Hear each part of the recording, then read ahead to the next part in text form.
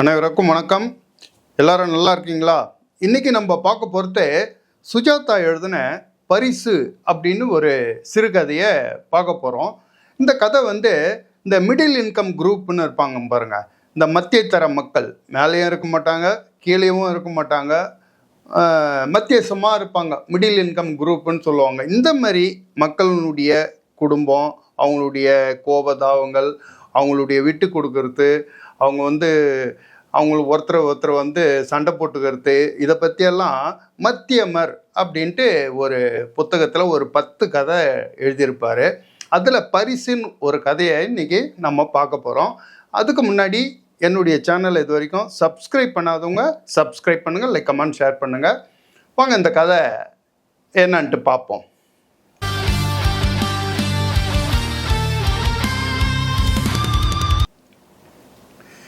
இந்த கதையை Sujatha first start பண்ணும்போது ஒரு மிடில் இன்கம் குரூப்னே வாடகை இருக்கிற இடங்களா ஒரு மாதிரியாக ஒரு இடம் இருக்கும்ல, அந்த இடத்துல ஒரு கார் நிற்கிது. அந்த கார்லேருந்து ஒரு டை கட்டின இளைஞன் இறங்குறான். இறங்கி கீழே உட்காந்துங்கிற ஒரு பெரியவர்கிட்ட 36 பார் 45 வீடு எதுங்க? கிருஷ்ணசாமின்னு அவர் பேர் தெரியுமா உங்களுக்கு அப்படின்னோடனே, அதுவா நேராக போனீங்கன்னா அந்த அரை கேட்டு போட்டு தபால் பெட்டி தொங்குது பாருங்க, அதுக்கு அடுத்த வீடு. ஒரு லைனாக ஒரு 8-9 போர்ஷன் இருக்கும். அதில் கடைசி வீடு கிருஷ்ணசாமி வீடு. அதுக்கு அண்ணாண்ட பாத்ரூம் தான் இருக்கும். உள்ளே போய் பாருங்கள் இருப்பாப்பில் அப்படின்னு சொல்லி அந்த தாத்தா வழிகாட்டுறார். அந்த டை கட்டின இளைஞன் மொல்லமாக போய் அந்த அரை கேட்டை திறந்து உள்ளே போகிறான். உள்ளே போனால் வரிசையாக ஒன்று கொடுத்துரும். அந்த அத்தை சுஜாதா எழுதுறாரு. அந்த டை கட்டின இளைஞன் அந்த ஒன்று கொடுத்ததுக்குள்ளே நடக்கும்போது ஒரு வீட்டிலேருந்து எதிர்பக்கம் வீட்டிலேருந்து பனியன் போட்ட கிருஷ்ணசாமிகளும் சுப்பிரமணியன்களும் எட்டி பார்த்தார்கள் அப்படின்னு எழுதியிருப்பார். ஒரு வீட்டில் கையளவு கண்ணாடியில் வயது வந்த பெண்கள் நெற்றியில் பொட்டு இட்டு கொண்டார்கள். நேற்றைய இளையராஜாவை முணுமுணுத்து கொண்டே அந்த பெண்கள் பொட்டு இட்டுக்கொண்டு பவுடர் போட்டு கொண்டு இருந்தார்கள் அப்படின்ட்டு அப்படியே வர்ணிக்கிறார். அந்த மத்திய தர மக்களுடைய அன்றாட வாழ்க்கை எப்படி ஆரம்பிக்குது அப்படின்ட்டு. இந்த டை கட்டின இளைஞன் கடைசியில் போவான். போயிட்டு இந்த கடைசி வீடுன்னு அவர் சொன்னார்ல, அங்கே கிட்ட போகும்போது பார்த்தா கிருஷ்ணசாமி கீழே உட்காந்து பேப்பரை பிரித்து லாட்ரி டிக்கெட்டு ரிசல்ட்டு பார்த்துன்னு இருப்பான். நேராக போய், கிருஷ்ணசாமி நீங்கள் தானே அப்படின்னோடனே கிருஷ்ணசாமி அப்படியே நிமிர்ந்து பார்த்து, ஆமாம் சார் என்ன விஷயம் அப்படின்னு. நான் விண்டோஸ் கம்பெனிலேருந்து வரேங்க. நீங்கள் பின்னி சோப் பார் அதுக்கு ஒரு விளம்பர வாக்கிய போட்டி ஒன்று வச்சுருந்தோம். அதுக்கு நீங்கள் வாசகம் ஒன்று எழுதி அனுப்பிச்சிருந்தீங்களா அப்படின்னொடனே உட்காந்துங்கிற கிருஷ்ணசாமி ஏதோ யோசித்து, ஆமாம் பேப்பரில் பார்த்தேன், ஏதோ மனசுக்கு தோணுச்சு, அன்றைக்கி ஒரு எழுதி கொடுத்தேன் நான் அப்படின்னொடனே அந்த டை கட்டின இளைஞர் சொல்கிறான், சொர்க்கத்தை எண்ணி செய்தது விண்ணி, நீங்கள் தானே எழுதுனீங்க அப்படின்னொன்னே கிருஷ்ணசாமி, ஆமாம் சார், அன்றைக்கி பேப்பரில் இதுமாரி சோப்பு விளம்பரத்தில் போட்டிருந்தது, ஏதாவது எழுதி கொடுத்தீங்கன்னா உங்களுக்கு முதல் பரிசு கிடைக்கும் அப்படின்னு, அதனால் நான் எழுதி போட்டேன் சார் அப்படின்றான் கிருஷ்ணசாமி.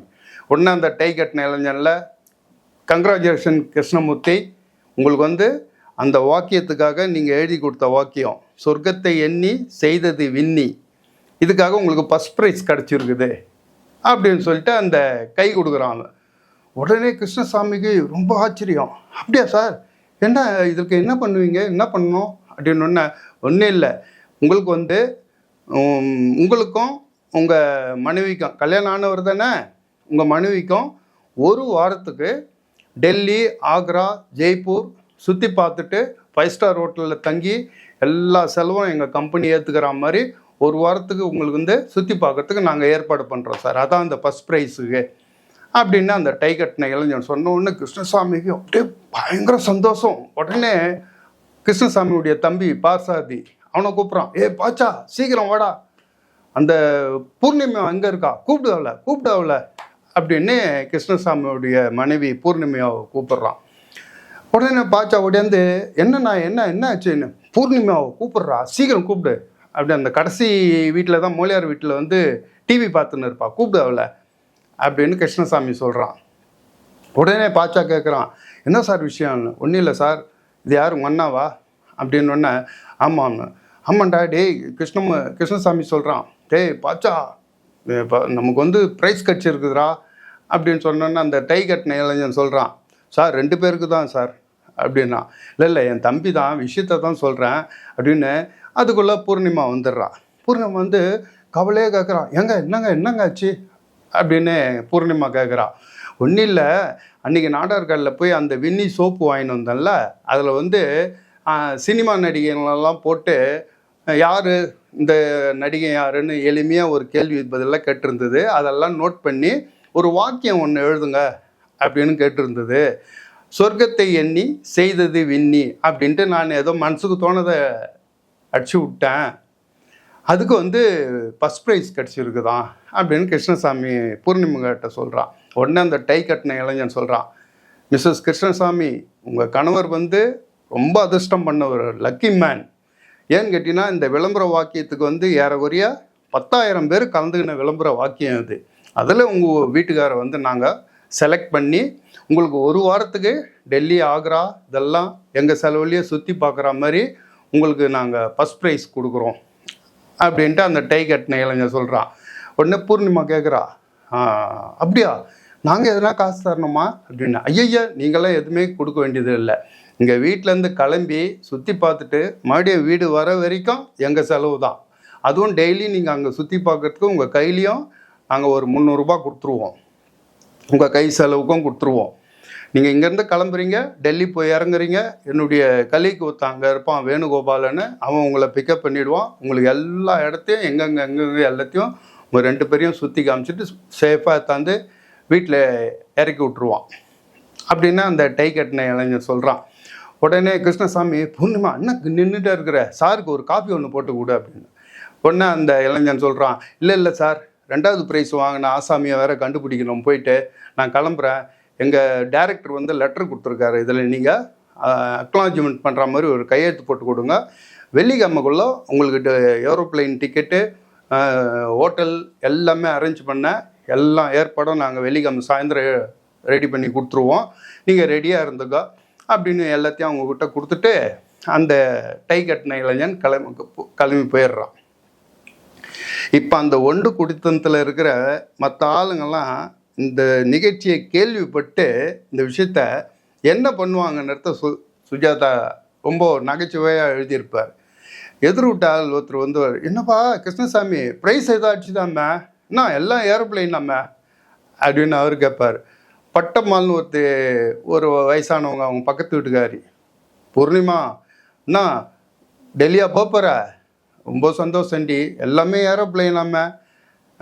சரி நீ போனேன்னு வச்சுக்கியேன், வரும்போது மறக்காமல் இந்த மோடா ஒன்று வாங்கிட்டு வாங்க, டெல்லியில் ரொம்ப நல்லா இருக்குன்னு சொல்லுவாங்க, மோடாவும் ஒரு சப்பாத்தி கல்லும் ஒன்று வாங்கிட்டு வா, காசு கொடுத்துட்றேன்டி அப்படின்னா. அப்போ பூர்ணிமா சொல்லுவா, மாமி இப்போ தான் வந்தாங்க, இது என்னன்னே தெரியல எனக்கு, பார்ப்போம் அப்படின்னு பூர்ணிமா சொல்கிறா. அப்போ பாச்சா சொல்கிறான், மன்னி அண்ணா வந்து ரொம்ப அதிர்ஷ்டம் பண்ணவர், அவர் பாட்டுக்கிட்டு எங்கேயோ இது வரைக்கும் ஐசிஎஃப் விட்டு எங்கேயுமே வெளியில் போனதில்லை அப்படின்னு நம்ம கிருஷ்ணசாமியுடைய தம்பி பாச்சா சொல்கிறான். அதுக்கு பூர்ணிமா சொல்லுவாள், அவர் இல்லை, நான் கூட இந்த தெருக்கோட்டியை விட்டு தாண்டினது கிடையாது அப்படின்னு. சரி நீ தான் வீட்டு உள்ளம் பார்த்துக்கணும்ல, நானும் அண்ணாவும் ஒன்றா போயிட்டு வரட்டுமா, நீரா அண்ணன்.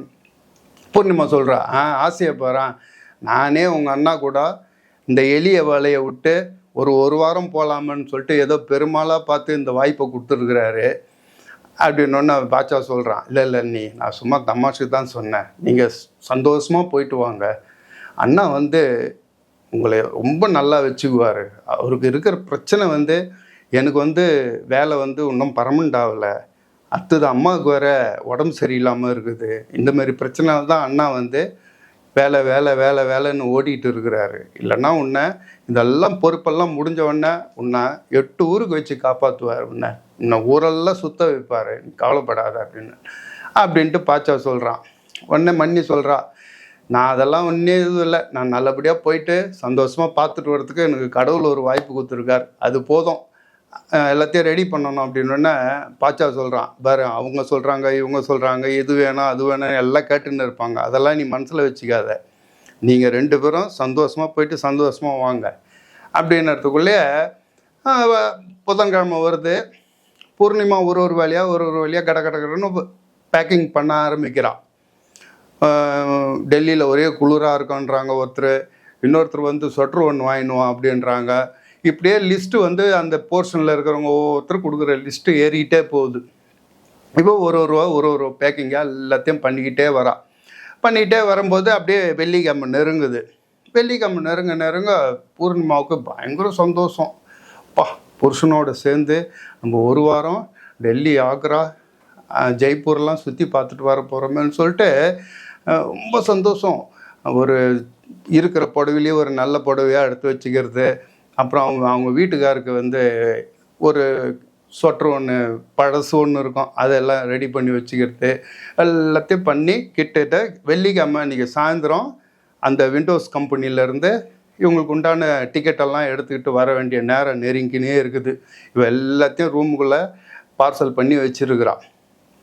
அன்றைக்கி வெள்ளிக்கிழமை காலைல புருஷங்காரன் வேலைக்கு போயிட்டு சாயந்தரமாக வீட்டுக்கு வரான். வீட்டுக்கு உள்ளே வந்து பார்க்கும்போதே வீடு முழுக்க எல்லாமே பார்சல் ரெடியாக இருக்குது. டெல்லிக்கு டூருக்கு போகிறதுக்கு பூர்ணிமா ரெடி பண்ணி வச்சுட்டு சந்தோஷமாக காத்துட்டு இருக்கிறான். சாயந்தரம் உள்ளே வந்த உடனே கிருஷ்ணசாமி ஒரு மாதிரி களைப்பாக உள்ளே வரான். உள்ளே வந்த உடனே பூர்ணிமா காஃபி போட்டு கொடுக்குறான். காஃபியை சாப்பிட்டுட்டு நான் எல்லாம் ரெடி பண்ணி வச்சுட்ட பொழுகுது அப்படின்னு. எல்லாம் ரெடியாக இருக்குது. பூஜாவில் தண்ணி எடுத்து வச்சுட்டேன், பாட்டிலில் தண்ணி இருக்குது, எல்லாம் பெட்டி படுக்கெல்லாம் எல்லாம் ரெடி பண்ணி வச்சுட்டேன் அப்படின்னோடனே கிருஷ்ணசாமி அப்படியே களைப்பாக சொல்கிறான், இல்லை பூர்ணிமா, ட்ரிப்பு கேன்சல் ஆகிடுச்சு அப்படின்றான். உடனே பூர்ணிமாவுக்கு அப்படியே முகம் அப்படியே வாடி போகுது. அப்படியே என்னங்க சொல்கிறீங்க, அவன் அந்த ஆள் வரவே இல்லையா, ஏமாத்தலா எல்லாமே அப்படின்னு கேட்குறான். உடனே கிருஷ்ணசாமி சொல்கிறான், இல்லை பூர்ணிமா, நான் தான் வேணான்னுட்டேன். காரணம் பாச்சாக்கு வந்து வேலை வந்து கன்ஃபார்ம் ஆகிடும் பொழுது அவனுக்கு வந்து டெபாசிட்டு பணம் கட்ட சொல்கிறாங்க. அம்மாவுக்கு வேறு டாக்டர் வந்து உடனே ஆப்ரேஷன் பண்ணணும் அப்படின்ட்டாரு. அதனால் நான் என்ன பண்ணிட்டேன், அந்த கம்பெனிக்கு ஃபோன் பண்ணி கேட்டேன், ட்ரிப்புக்கு நாங்கள் போகல, கேன்சல் பண்ணிட்டா பணமாக கையில் கொடுத்துருவீங்களா அப்படின்னு கேட்டேன். சரி, நாங்கள் 10,000 ரூபாய் கொடுத்தாங்க, பணத்தை வாங்கின்னு வந்துட்டேன் அப்படின்னு பூர்ணிமா சொல்கிறா. நம்ம எதுக்குங்க பணம் அப்படின்னு. இல்லை பூர்ணிமா, தம்பிக்கு வந்து வேலை ரெடியாகிடணும், அம்மாவுக்கு ஆப்ரேஷன் பண்ணணும், எனக்கு வேறு வழி தெரியல பூர்ணிமா அப்படின்னோடனே பூர்ணிமா அப்படியே முகம்லாம் வாடி போய் கண்ணிலிருந்து வழிகிற அந்த கண்ணீரை அப்படியே தொடச்சிக்கிட்டு, அப்போ இவ்வளோ பார்சல் இவ்வளோலாம் ஏற்பாடு பண்ணதெல்லாம் வேஸ்ட்டா அப்படின்னு சொல்லிட்டு அப்படியே அழற மாதிரி ஆயிடுறா. அப்படியே அப்போ கிருஷ்ணசாமி அங்கேருந்து எழுந்து வந்து மனைவியோட கன்னத்தை அப்படியே தொட்டு, கொச்சிக்காத பூர்ணிமா, மன்னிச்சுக்கோ, என்ன எனக்கு வேறு எதுவும் தெரியல, நான் உன்னை ரொம்ப ஏமாற்றிட்டேன்ல அப்படின்ட்டு கிருஷ்ணசாமி சொல்கிறான். அதுக்கு பூர்ணிமா சொல்லுவா, பரவாயில்லைங்க, அடுத்த டைம் ப்ரைஸ் கிடச்சிதுன்னு வச்சுங்க, ஆக்ராவை பார்த்துக்கலாம் அப்படின்னு பூர்ணிமா சொன்னாள் அப்படின்னு சொல்லிட்டு இந்த கதையை சுஜாதா முடிச்சுடுவார். ஒரு மத்திய தர மக்களுடைய அவங்களுடைய எண்ணம் எப்படி இருக்கும், அவங்களுடைய குணம் எப்படி இருக்கும், அதேமாரி ஒரு ஒண்டு குடுத்தனத்தில் இருக்கும்போது மற்ற குடுத்தனவாசிகள் எப்படி நம்மக்கிட்ட பழகுவாங்க, அவங்களுடைய பேச்செல்லாம் எப்படி இருக்கும் அப்படின்றத வந்து இந்த கதையில் சுஜாதா ஒரு இடத்துலையும் சும்மா ஒரு 3 பக்க கதை தான் இது. இந்த 3 பக்க கதையில் ஒரு மத்திய தர மக்களுடைய வாழ்க்கை எப்படி இருக்குன்னு சொல்லிட்டு ஒரு வார்த்தையிலேயே வந்து அவ்வளோ அழகாக சொல்லியிருப்பார். அந்த கடைசியில் சொன்ன இது வந்து அவ்வளோ அழகாக இருக்கும். இன்னொரு தடவை ப்ரைஸ் கிடச்சா பார்த்துக்கலாங்க, ஆக்ராவை சுற்றி பார்த்துக்கலாம் அப்படின்னு கண்ணிலிருந்து அவசரமாக புறப்பட்ட கண்ணீரை துடைத்து கொண்டாள் அப்படின்னு சொல்லிட்டு எழுதுந்து வந்து அவள் கண்ணிலேருந்து தண்ணி வருதோ இல்லையோ, நம்ம கண்ணிலேருந்து தண்ணி வந்துடும் பொழுது. அந்த மாதிரியான ஒரு இவ்வளோ சின்ன இதில் இவ்வளோ பெரிய விஷயத்த இவ்வளோ அழகாக ஒரு சின்ன விஷயம். ஒரு குடும்பத்தில் ஒரு சினிமாவுக்கு மனைவி கூட்டின்னு போகிறீங்கன்னு வச்சுங்க, படம் வந்து ஹவுஸ்ஃபுல் ஆகிடுதுன்னு வச்சுங்க, கூப்பிட்டுட்டு வந்துட்டாலே பொண்டாட்டி ஒரு வாரத்துக்கு பேச மாட்டான். அந்த மாதிரியான குடும்பங்கள்லாம் நிறைய இருக்குது. ஆனால் ஒரு பெரிய ஒரு எதிர்பார்ப்பு, டெல்லிக்கு கூட்டின்னு போய் ஒரு வாரம் 5 ஸ்டார் ஹோட்டலில் தங்கி இந்த எலி வேலை வீட்டில் இருந்து புருஷன் கூட வெளியில் கிளம்பலாம் அப்படின்ற மிகப்பெரிய சந்தோஷத்தை தரக்கூடிய அந்த விஷயத்தை வந்து புருஷங்காரன் அந்த ட்ரிப்பே கேன்சல் பண்ணிட்டு கையில் காசு வாங்கிட்டு வந்துட்டான் அப்படின்னோடனே அந்த மனைவி கொஞ்சம் கூட கோவப்படாமல், பரவாயில்லைங்க, அடுத்த டைம் ப்ரைஸ் கிடச்சிதுன்னா ஆக்ராவை பார்த்துக்கலாங்க அப்படின்னு சொல்கிறா பாருங்க. இதுதான் மத்திய தர வர்க்க மக்களுடைய அழகு. அவங்க வந்து தனக்காக வாழ மாட்டாங்க, மற்றவங்களுக்காக வாழ்கிறவங்க. அப்படியாப்பட்ட அற்புதமான கேரக்டருங்களை இந்த கதையில் வந்து சுஜாதா எழுதியிருப்பார். இது வந்து இந்த மத்தியமர் அப்படின்ற இந்த ஒரு சின்ன புக்கு தான். இந்த புக்கு எங்கே கிடைச்சாலும் வாங்கிடுங்க. ஒரு 10 கதை இருக்குது. இதே மாதிரி அற்புதமான கதைகள் அடங்கியது. ஓகே, இந்த கதை உங்களுக்கு பிடிச்சிருந்ததுன்னா நீங்கள் மறக்காமல் உங்களுடைய கமெண்ட் வந்து சொல்லுங்கள். நம்ம அடுத்த வீடியோவில் பார்ப்போம். அது வரைக்கும் உங்கள் உடல் நலத்தை பத்திரமா பார்த்துங்க. நம்ம அடுத்த வீடியோவில் பார்ப்போம். பை.